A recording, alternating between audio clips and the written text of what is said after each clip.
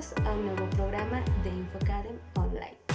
El tema del día de hoy trata sobre los aspectos fiscales del patrimonio, entendiendo por patrimonio al conjunto de bienes, derechos y obligaciones que posee una persona, ya sea física o moral. Patrimonio que, de no ser manejado correctamente por las personas físicas, puede llegar a tener implicaciones fiscales.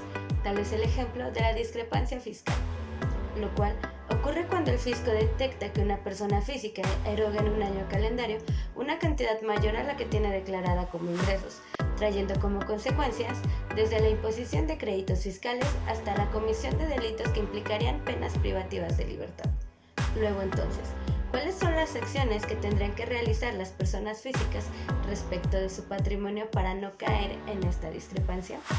Si te interesa conocer más a fondo este tema, quédate en este programa el día de hoy, pues el experto, el maestro Edgar Ulises Hernández, nos hablará sobre este tema que es de suma relevancia, en compañía de los panelistas expertos, el maestro Felipe Dionisio y la contadora Sandra Cuevas, bajo la conducción del doctor Jaime Alberto Flores Sandoval. Así que no se vayan y quédense en este su programa InfoCadem Online.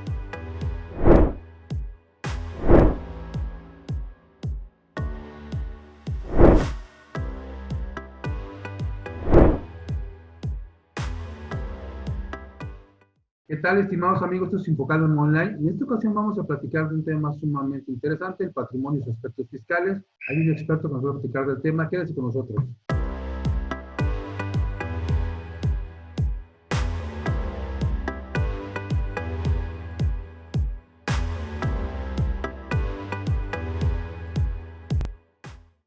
Bien, como platicamos en la introducción del programa, hoy vamos a platicar del patrimonio, vamos a hablar de estos aspectos fiscales, vamos a hablar de algunas características que deben vigilar las personas físicas a este respecto.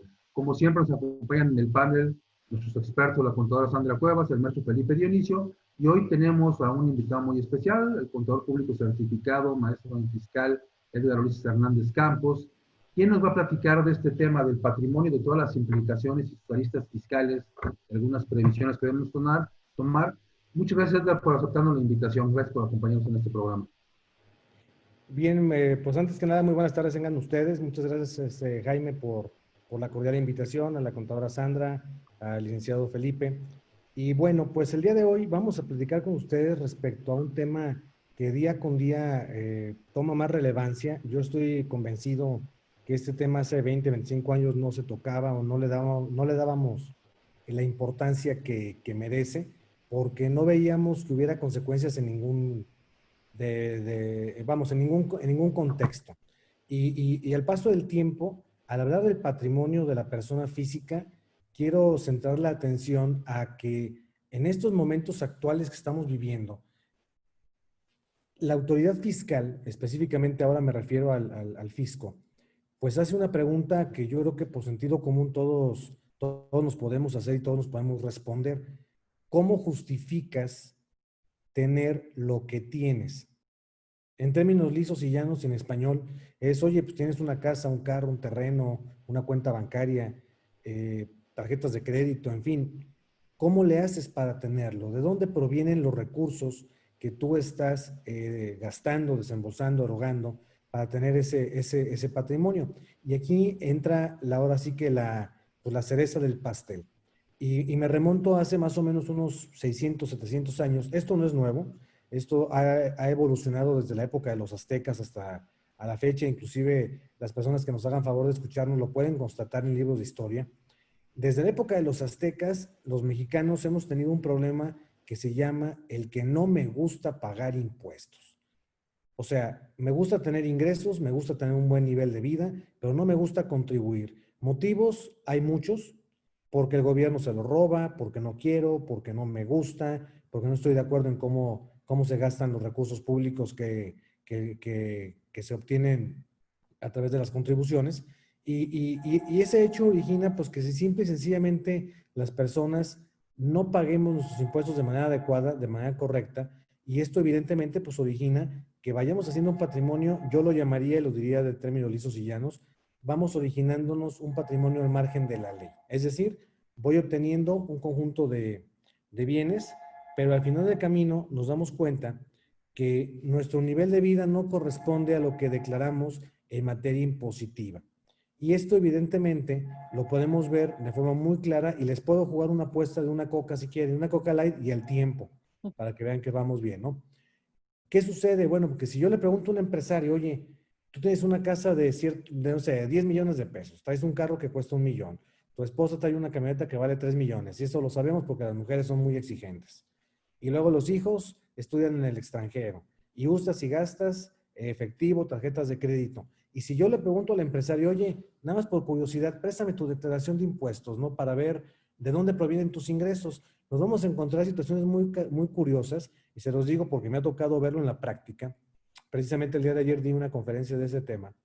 Y nos damos cuenta que si yo le pregunto al empresario, oye, ¿tienes tu declaración de impuestos? Pues algunos me dirán que sí, otros que no. El que me dice que sí, le digo, bueno, muéstramela y vamos a ver irrisoriamente, y de veras es de risa, que hay empresarios muy connotados, muy prominentes, y revisando su declaración de impuestos vemos que tienen ingresos por dividendos, por ejemplo. Es que yo tengo una empresa y soy accionista de la empresa. Perfecto, pues eso no tiene nada de malo. ¿Qué es lo que tiene algo de malo? Que la empresa nunca ha reportado utilidades. Y si la fuente de ingresos es la empresa y el accionista se beneficia de ese ingreso vía un dividendo o un rendimiento de capital, y nos damos cuenta que la empresa nunca ha generado utilidades, pues viene la pregunta del millón: ¿de dónde sacaste el dinero para mantener tu nivel de vida? O la más curiosa todavía, hay empresarios que dicen, no, es que yo soy asalariado. Pues no tiene ningún problema. Oye, ¿cuánto ganas al año? Pues fíjate que yo soy asalariado y tengo como ingreso un salario mínimo elevado al año. Oye, compadre, pues con eso no le pones gasolina ni siquiera al carro en que te mueves. Ya no quiero pensar en otra connotación como el uso de tarjetas de crédito. Hay gente que su vida cotidiana la maneja con el financiamiento vía tarjetas de crédito, lo cual también quiero reiterar, no es un delito en México tener dinero. Lo que sí se puede llegar a convertir en un delito, y digo, se puede llegar a, partiendo de varios supuestos muy precisos, sobre todo en el Código Fiscal, en su artículo 109, fracción primera, podemos apreciar que el tener un nivel de vida, un cierto nivel de vida, pues implica también obligaciones tributarias que no estamos cumpliendo. Las razones son muy variadas y yo les llamaría más que razones pretextos. Y aquí fíjense ustedes algo muy simpático.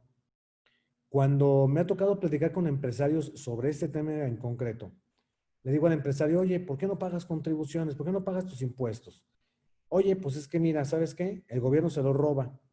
Y luego, pues el gobierno, ¿qué dice? Yo no gasto en gastos públicos de calidad porque la gente no me paga. Y luego el ciudadano dice, pues yo no pago porque no lo gastas como me gusta. Y así hemos estado en este círculo vicioso durante los últimos 600 años. Y este país no avanza de la manera que debería de avanzar porque no estamos convencidos en contribuir, y eso es una realidad.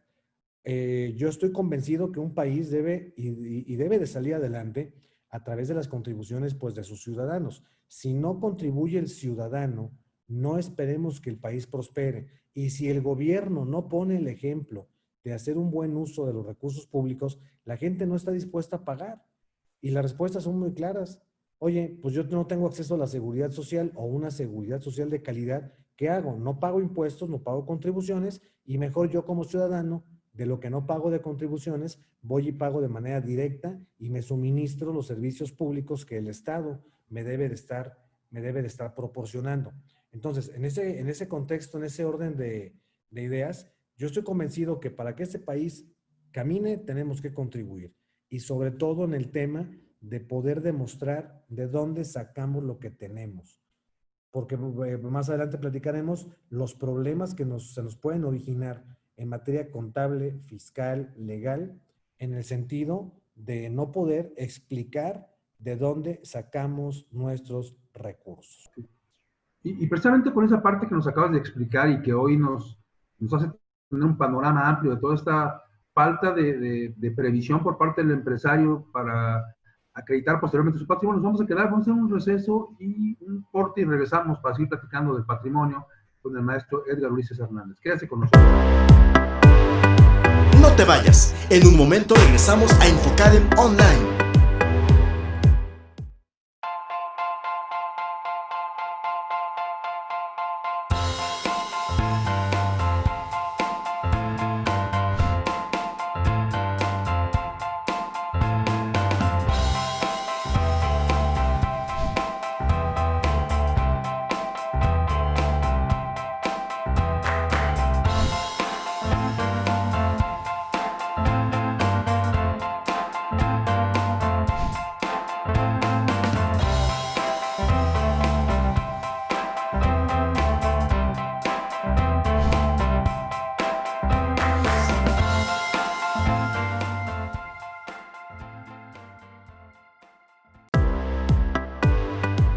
Gracias por acompañarnos. Estamos de vuelta en Infocadem Online. Bien, pues regresamos. Estamos platicando del patrimonio, de sus aspectos fiscales. Y en el primer segmento nos platicaba el maestro Edgar Ulises respecto de que muchos empresarios tienen una falta de previsión, una falta de cuidado respecto del manejo de sus finanzas personales, que llegan a mezclarlo incluso con el patrimonio empresarial y empiezan a generar una serie de recursos que después no tienen justificación, que le pueden llevar a problemas como particularmente la discrepancia fiscal. Pero Edgar, si un empresario quisiera conocer qué debe cuidar, qué es su patrimonio y después por qué debe acreditar su origen, ¿qué nos podrías platicar al respecto? Mira, yo lo que les puedo, mi estimado Jaime, lo que les puedo dar como contexto es algo muy sencillo. Hablamos de patrimonio y nos vamos a la parte fiscal, ¿no? Que es la parte económica de dónde surge. ¿Qué es el patrimonio? Las leyes fiscales no lo definen, las leyes financieras tampoco. Y pues bueno, yo soy de la vieja escuela, cuando una palabra no la encuentro, pues voy al diccionario y la busco. O los jóvenes de hoy ya se van a San Google, ¿no? Ahí le pican al Google a ver qué les da de definición. Pero yo me voy al diccionario. Y en el diccionario el patrimonio se define de una manera muy clara. Las personas que son contadores que nos estén escuchando lo van a entender muy simple. El patrimonio es la diferencia aritmética del activo menos el pasivo. O sea, en términos lisos y llanos, lo que tienes contra lo que debes. Y esa diferencia, pues nos origina ese patrimonio. Ahora bien, acabas de decir una palabra clave, mi estimado Jaime, que es discrepancia fiscal. ¿Qué es la discrepancia fiscal? Bueno, en español y despacito, para que todo el mundo nos entendamos, la discrepancia fiscal no es otra cosa más que gastar más de lo que al fisco le reportas. Es decir, si yo reporto ingresos por 100 pesos, pues técnicamente yo puedo gastar 100 pesos. Pero ¿qué sucede cuando una persona reporta 100 pesos y gasta 1000? Pues hubo 900 pesos que no reportó. Y aquí esto tiene varias connotaciones. Eso es por un lado. Por otro lado, se puede llegar a dar otro escenario que es el más delicado, que es el que estés gastando y no reportes nada. Porque hay personas que al día de hoy pueden tener dos caminos. Uno, el que de plano no se inscribe al RFC y lleva una vida fiscal al margen de la ley. Y hay otra connotación de la persona que sí se inscribe y cumple medianamente con sus obligaciones, es decir, cumple a conveniencia y maneja una parte en efectivo, por una parte expide comprobantes, por otra no. Quiero decir, y también lo digo de forma muy clara, gran parte, y lo digo convencido y con conocimiento de causa y con fundamento, gran parte de que la economía mexicana se preste al tema de la discrepancia es porque la legislación, tenemos un problema de origen. La legislación está prevista, desafortunadamente, para que la gente pueda evadir el cumplimiento de sus obligaciones fiscales. Al contrario de lo que debería de pensarse, que la ley está pensada para que la gente cumpla y al que no cumpla que se le desencadenen sanciones por incumplimiento. ¿A qué me refiero? Si yo reviso puntualmente la fracción tercera del artículo 32 de la ley del IVA, voy a apreciar que la ley del IVA establece de una manera muy clara: cuando se oferte un producto o un servicio, los impuestos, fletes, seguros, intereses, etcétera, deben de estar incluidos en el precio del producto que tú vas a comprar. Esto, y lo justifican de esta forma, para que tengas certeza de lo que pagas. Si yo me voy al artículo 7 bis de la Ley Federal de Protección al Consumidor, me doy cuenta que hay una redacción similar. Todo lo que se oferte al público debe de considerar en el precio incluido todo: cargas financieras, impuestos, etcétera. Y ejemplo más claro no lo vamos a encontrar. Yo tengo un auto y voy con el Talachas, el que está en la esquina de mi oficina, de mi casa, tiene un taller mecánico, y le digo: oye, ¿sabes qué? Hazle el cambio de aceite a mi coche. ¿Cuánto me cobras? 500 pesos. Ah, perfecto, está bien. Oye, mira, voy a ocupar que me factures. En automático, la respuesta del proveedor del bien o del servicio es: ah, ¿ocupas factura? Sí. Bueno, son 500 pesos más IVA. En ese momento, la legislación, por cómo está diseñada, tristemente, ¿qué haces? Que en ese momento puedes generar un hueco de evasión fiscal tremendo. ¿Para qué? Para que la persona que te cobró el servicio lo pueda cobrar en efectivo, que no es rastreable, lo sabemos, y que el que paga también pagó en efectivo, no pidió el comprobante y fue una operación real que fiscalmente no aparece en ningún lado. Entonces la legislación está pensada así. Si yo comparo la legislación en este tema de los impuestos al consumo con la legislación norteamericana, por ejemplo, en Norteamérica lo piensa diferente y de una manera inteligente, que yo creo que aquí es lo que nos falta. Tú en Estados Unidos vas a una tienda y vas a encontrar los productos sin ningún cargo adicional. Es decir, ¿cuánto cuesta ese producto? $1. Al llegar a la caja, de la cajera o la persona que te cobra te va a decir, bueno, tú por este producto me vas a pagar $1.10. Oye, pero ¿por qué? Si en el anaquel dice que vale $1 y tú me estás cobrando 1.10, ¿por qué? Ah, es que en este momento te estoy cargando el cobro del impuesto. Si analizamos y comparamos esta mecánica, pues evidentemente es más difícil, y esto también pasa en Europa, es más difícil que en el momento de la operación se pueda generar un camino a la evasión fiscal. Y esa persona que está cobrando obtiene un recurso que no está declarando, pero ¿dónde está realmente la fiscalización? Como atinadamente decías, Jaime, en la discrepancia, tutelada y fundamentada por el artículo 91 de la Ley del Impuesto sobre la Renta y sancionada fiscal y penalmente por la fracción primera del 109 del Código Fiscal de la Federación. Entonces, en ese orden de ideas, creo que sí nos falta mucho en la parte legislativa de cerrar huecos para que la gente entre al carril del cumplimiento. Yo estoy convencido, y lo reitero, de que es más fácil en estos momentos cumplir las leyes que no cumplirlas.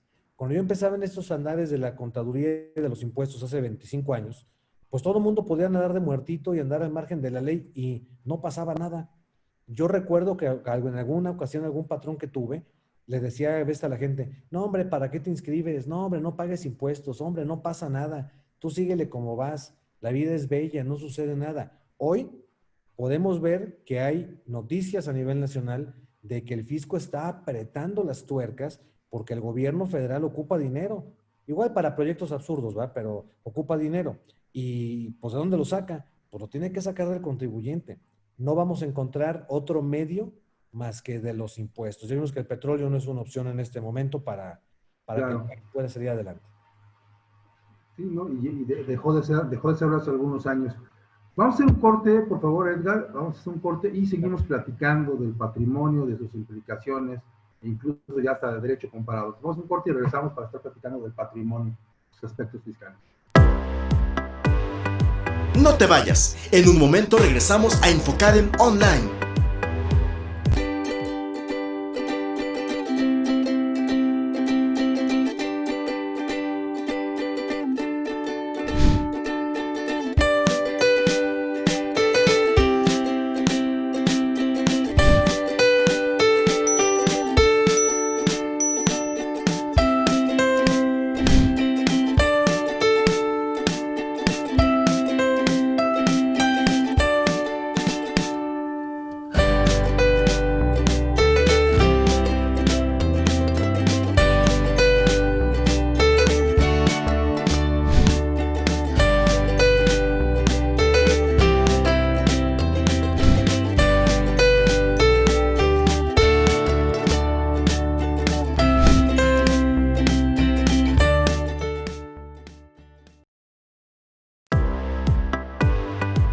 Gracias por acompañarnos. Estamos de vuelta en Infocadem Online. Bien, pues regresamos y estamos platicando con el maestro Edgar Hernández, quien nos está platicando de una forma muy amplia del patrimonio, de los aspectos fiscales, de discrepancia fiscal. Incluso por ahí nos mencionaba algo que, bueno, llega a tocar temas de derecho comparado, lo que pasa en Estados Unidos, y que efectivamente ahí el impuesto es un concepto que se cobra aparte, por arriba del precio, te lo cobran ahí, además es de carácter local el famoso tax, entonces cada entidad o cada estado lo maneja individualmente por parte de la federación. Y bueno, todos estos temas nos llevan a una problemática a la cual nos enfrentamos hoy en México, y es que la gente no paga impuestos por diversas razones, pero más allá de no pagar impuestos y sobre todo con las necesidades de recaudación que tiene la federación, esto puede llegar a convertirse en un tema grave para los contribuyentes, un tema de riesgo que ponga finalmente su patrimonio en contingencia. Y bueno, antes de que continúes, Edgar, me gustaría escuchar los comentarios de Sandra y de Felipe, y inmediatamente te regresamos la palabra, por favor. Claro que sí. Sandra, por favor. Claro que sí. Muchas gracias, doctor. Bueno, pues sí, como lo comenta el maestro Edgar, hoy la situación ha cambiado, hoy ya no es tan fácil, de hecho, vemos incluso en televisión, ¿no? Hoy se acabó la fiesta, como dicen ellos por ahí. Y a mí nada más me gustaría ampliar un poco este concepto de discrepancia fiscal, porque adicional, hoy el empresario se puede, o la persona física se puede quedar con la idea de que únicamente son esos gastos que hace, pero hoy vemos que este artículo 109 del Código Fiscal de la Federación nos habla de erogaciones, ¿no? Y erogaciones implica también esa adquisición de bienes, es decir, me compré una casa, me compré un carro, como nos decía el maestro Edgar, ¿no? Tienen un estilo de vida muy distinto a lo que realmente el fisco conoce. Entonces, esa adquisición de bienes también es una erogación. Esos depósitos en cuenta de cheques, en tarjetas de crédito que de repente tienen el efectivo y van y hacen esos depósitos en cuentas. Entonces, todo depósito en cuenta bancaria es ingreso, salvo prueba en contrario, ¿no? Y esa es la tarea que hoy tienen o tenemos en general las personas físicas, demostrar una, que ya lo declaré, o dos, entonces que no es un ingreso, porque de entrada una vez que se da como tal uno de estos supuestos en que yo pago la tarjeta de crédito o deposito directamente en mis cuentas dinero, o bien me depositan dinero en mis cuentas y de repente decimos, ah, sí, es que es un préstamo de un efectivo que hice hace 10 años. Entonces la práctica realmente lleva y llega a poner al empresario o a la persona física en un tema de peligro constante, ¿no? Y hoy todavía vemos que muchos se lo siguen tomando a la ligera cuando toda la reforma que se ha venido en este tema es impactante. Sí, claro, y totalmente de acuerdo, ¿no? Un poco más amplio el concepto de discrepancia. Ese nivel de vida se puede manifestar en muchas formas, en las adquisiciones de bienes, en los depósitos, los gastos mismos que mencionaba Edgar en el segmento anterior, y la persona física no mide estas consecuencias. Felipe. Sí, gracias, doctor. Creo que el maestro Edgar tiene mucha razón. Creo que este es un tema bastante complejo y problemático. Y hablaba muy bien del tema de discrepancia fiscal, pero creo que también a veces podemos tener un tema de fraude, ¿no? Porque resulta que a lo mejor en algún momento tuve algunos bienes y resulta que en algún momento ya no los tengo. El fisco se enteró, quién sabe cómo, ¿no? Pero resulta que él tenía un registro. Yo realmente no hice esa declaración de esos movimientos y ahora me dice el fisco, ¿sabes qué? Es que tú los tenías y ahora que yo quiero, a lo mejor tienes un crédito fiscal, un problema con el fisco, y entonces yo quiero hacer propiamente una ejecución de ese crédito fiscal, resulta que ya no los tienes. Dice, ah, caray, espérame, porque cuando yo los embargué, tú los tenías. Y el inversor dice, espérate, si nunca los declaré, pues no sé, pero hay muchos registros, ¿eh? Tan solo un ejemplo es, tú tienes 4 carros, compras 4 carros y a lo mejor tú no los declaras. El tema es que hay un registro precisamente, en este caso para los automóviles, Secretaría de Finanzas los tiene. Entonces, en un acto coordinado, el SAT se lo pide a Secretaría de Finanzas y resulta que cuando te quiere hacer un embargo, a lo mejor no, nunca te encuentra, pero te hace un embargo vía buzón tributario, te lo hace sobre los bienes que tienes y resulta que ya te embargó tus autos. Y dice el contribuyente, oye, ¿sabes qué? Espérate, es que me está embargando 3 autos que ya no tengo. Ya los vendí. ¿Hicieron el movimiento? No, nunca lo hice. Pero pues ahora me está diciendo que voy a cometer un fraude porque dice que él me los embargó en algún momento y ahora resulta que ya no los tengo, pero como no quisieron el cambio de propietario, pues ahora resulta que yo estoy defraudado en el fisco, ¿no? Entonces creo que el tema de precisamente de no declararlos por parte de las personas físicas, creo que es un tema muy complejo y tiene muchas vertientes. El tema del patrimonio y los efectos fiscales, digo, ese nada más es uno, pero creo que es un problema muy recurrente que vivimos hoy en día y que, bueno, que aparte de la discrepancia también puede convertirse también en un delito que el tema como de fraude, ¿no? En este caso por la propia autoridad. Al final creo que en conjunto hablamos de un mismo tema, ¿no, Edgar? Hablamos de un manejo desordenado del patrimonio. ¿Qué esperamos? ¿Qué esperamos de este gobierno y de todo este desorden que tienen muchos contribuyentes, sobre todo en esa expectativa que tiene el Estado de recursos y que tendremos que dárselos de alguna forma? Mira, mi estimado Jaime, yo creo que ¿qué va a suceder? Acaban de decir muy atinadamente, tanto la licenciada Sandra como el licenciado Felipe, acaban de dar 2 caminos muy importantes. Uno, y en apoyo a lo que tú comentas, hay un desorden patrimonial. El empresario no le da la importancia hasta que tiene el problema, y se los digo como consultor. Han llegado a mi oficina personas con broncas del tamaño del mundo que le están poniendo atención cuando ya tienen el problema. Hoy en día, el empresario debe de pensar en ser preventivo, no correctivo. Es una. Y hay muchas formas, y ojalá tengamos la oportunidad de en otro programa ampliar o cómo evitar la discrepancia, porque hay caminos legales para hacerlo. Y yo creo que el empresario debe de tener eso en su cabeza. Hay que ser una persona preventiva, o sea, ¿qué voy a hacer para evitarme un problema? No corregirlo, prevenirlo.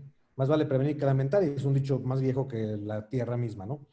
Y lo que finalmente dice el licenciado Felipe es muy claro. Hay veces que queremos evitarnos ciertas contingencias y vendemos bienes. Y somos bien genios. Ah, yo vendo el bien. Hablaban de la venta de coches, ¿no? Soy un genio. Ah, yo tengo la factura y te la endoso y te cedo los derechos y todo bien bonito. Ya la gente trae carro nuevo, el que lo vendió ya cobró una lana. Y luego, como decía Sandra, van al banco con el de efectivo, van y lo meten. Todavía hay gente que en sus sueños piensa que hay cuentas fiscales y no fiscales, pero bueno, hay gente que todavía lo sueña. Y resulta que nunca hicieron el cambio de propietario. Entonces, para la autoridad estatal, que es la que controla ese registro, pues evidentemente el dueño del auto sigue siendo el que lo vendió, no el que lo compró, porque nunca se hizo el cambio de propietario. Y el fisco, lo sabemos. Precisamente por ello te voy a interrumpir para hacer un Sí. último corte y regresamos para seguir platicando del patrimonio y sus aristas, este entorno fiscal que puede afectarlo. Correcto. Quédese con nosotros. No te vayas. En un momento regresamos a Infocadem Online.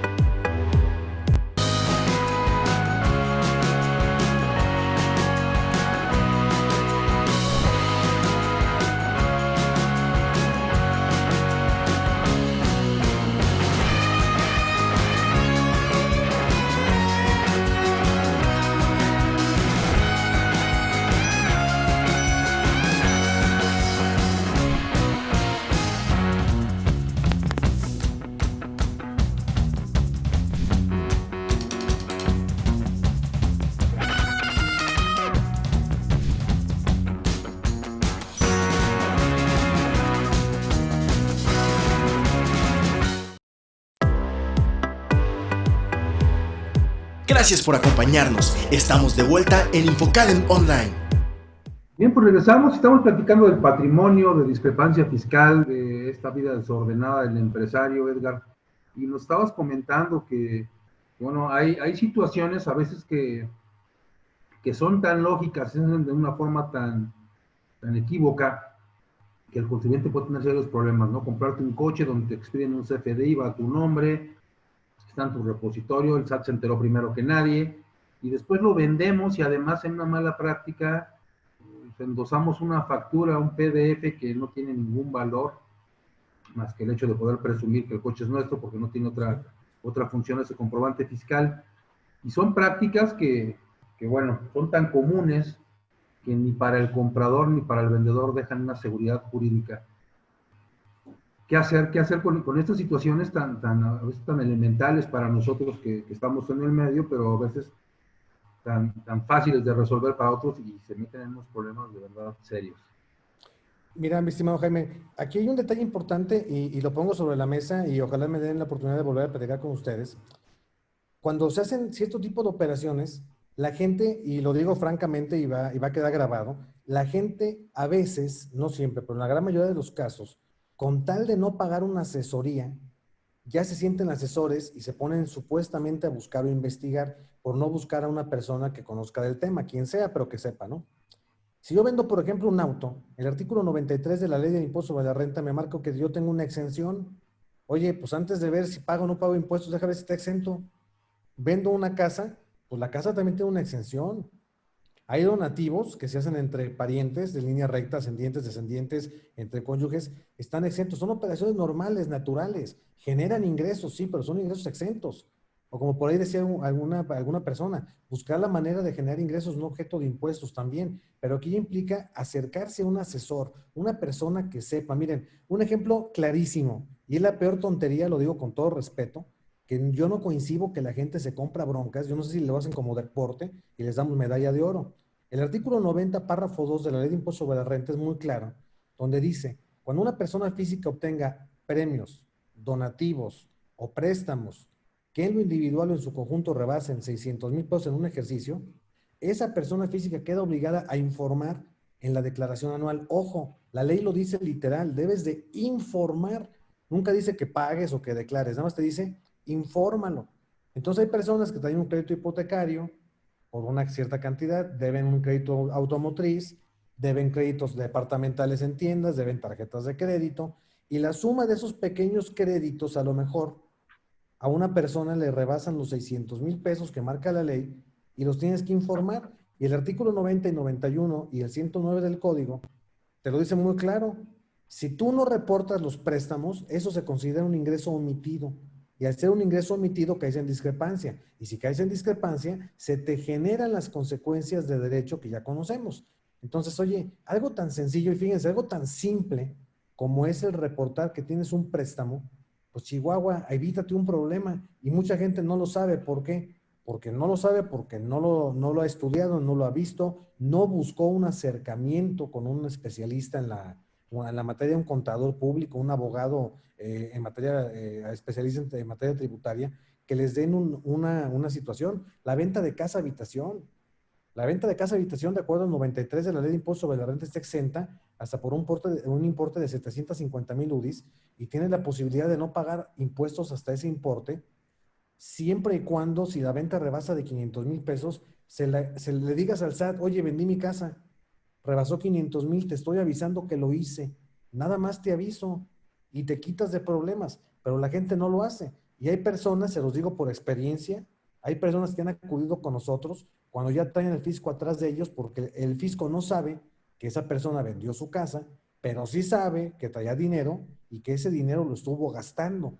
Entonces, en automático, esa persona pues ya está en un tema de discrepancia fiscal. Y sí, habrá quien piense, bueno, es que mira, pues es discrepancia y se puede explicar y se puede aclarar. Yo no estoy diciendo que no, pero oye, Chihuahua, pues si te puedes evitar un problema, pues yo creo que, vuelvo a, como se los dije hace un momento, yo creo que tenemos la obligación personal de tratar de evitar los problemas, no de corregirlos.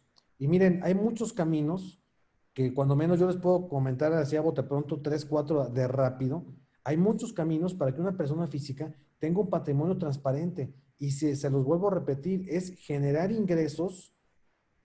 Tenemos que buscar la fuente del ingreso y de ese ingreso ubicar la fuente y el receptor de ese ingreso, es decir, aquí nace y aquí rebota. Una persona moral, por ejemplo, es una ficción jurídica. La persona moral sabemos que no existe, cuando menos no existe físicamente, existe en un papel, pero esa persona moral está constituida en la gran mayoría de los casos, y lo digo de forma enunciativa, no limitativa, está constituida de personas físicas que son los receptores de esos ingresos. Y se puede utilizar esta figura con muchísima transparencia, porque hay una estadística de la Secretaría de Economía. El 85% de las empresas en este país son empresas familiares, o sea, las familias constituyen las empresas, las personas morales, y esas personas que las constituyen, pues pueden tener, se me ocurre a bote pronto, un ingreso por un dividendo, que es lo natural, pero bueno, si la empresa no reporta utilidades y trabajas en la empresa, pues puedes ganarte un sueldo, y ese sueldo conlleva que tengas una cantidad de dinero más prestaciones. Ahora, si vemos que es posible, dadas ciertas condiciones, pues puedes originar que además del sueldo pudieras tener algún ingreso asimilable a salarios, puedes ser socio de una sociedad civil. O sea, caminos, hay caminos. Si las personas no los exploran, es o porque no quieren o porque no les gusta pagar asesorías. Y todavía el mexicano tiene un grave problema cultural. ¿Cuál es? Que creemos que lo sabemos todo. Y miren, ya para despedirnos, porque ya viene el tiempo, el mexicano tiene un grave problema, y los que me están escuchando a lo mejor hasta me van a dar la razón. Compramos algo, primero lo descomponemos y después vamos a leer el instructivo. Ya no prendió, deja ver a qué le piqué mal. Pues partimos del 4 antes de empezar por el 1. Entonces yo creo que, digo, desde mi punto de vista, creo que caminos para este tema hay muchos, se pueden explorar, y si no sabemos, pues tenemos que acudir con una persona que sepa, ¿no? Es como pretender que si me enfermo yo solo me cure, pues yo no soy médico. Si mi carro se descompone yo no lo puedo arreglar, pues tengo que ir con un mecánico. Aquí es lo mismo. Si yo no sé manejar mi patrimonio, pues tengo que buscar una persona que me oriente de forma legal y correcta para hacerlo. Y por supuesto, y precisamente es algo de lo que carecemos, ¿no? A veces de buscar la asesoría adecuada y no nada más en el ámbito fiscal, en el contable, en el financiero y en muchos otros campos de la vida, ¿no? A veces hasta en la salud la dejamos a nuestra propia automedicación y bueno, ahí están las consecuencias. Pero hoy día es un tema de primer orden, el patrimonio, el ámbito de lo fiscal, tener los cuidados adecuados y sobre todo, si tenemos una empresa, cuidar mucho que el empresario esté a salvo, al igual que la empresa, porque bueno, los tiempos se vienen difíciles, la autoridad va a actuar en contra de muchos y de una forma muy severa. Edgar, una conclusión que nos quieras dejar antes de terminar el programa. Pues yo y los invito, honestamente, vale mucho la pena, valdría mucho la pena que nos lleváramos una reflexión. Yo así se los digo a mis clientes, se los hago y se los trato de hacer entender a mis alumnos, el que tenemos que hacer un análisis de cómo está nuestra situación fiscal y sobre todo partiendo de la base, y lo repito, de prevenir un problema. Sí lo quiero decir francamente, la autoridad fiscal hoy viene con las uñas y dientes de fuera, mordiendo al que se le atraviese. Y por ahí dicen, yo primero pego y después sobo. O sea, yo te finco un crédito y aquí me lo dijeron hace una semana aquí en el SAT de aquí en León, Guanajuato, donde yo radico, y me lo dijeron muy claro, aquí te vamos a hacer lo que queramos y si no te gusta, demándame. Esa fue la respuesta del SAT ante una situación. ¿No te gustó? Demándame. Ahí nos vemos en el tribunal. Por lo pronto, aquí ya te hice batallar. Así se las dejo. Esa es la mentalidad que tiene la autoridad fiscal. Así es, vienen tiempos difíciles, Edgar, te agradezco mucho esta participación y por supuesto está abierta la puerta, ojalá que nos puedas acompañar en algún programa posterior, es tu casa. Sandra, Felipe, como siempre, muchas gracias y los esperamos en una próxima emisión de Diálogos Fiscales y de Infocadem Online a través de esta su casa. Nos vemos la próxima. Muchas gracias, buenas tardes. Hasta luego.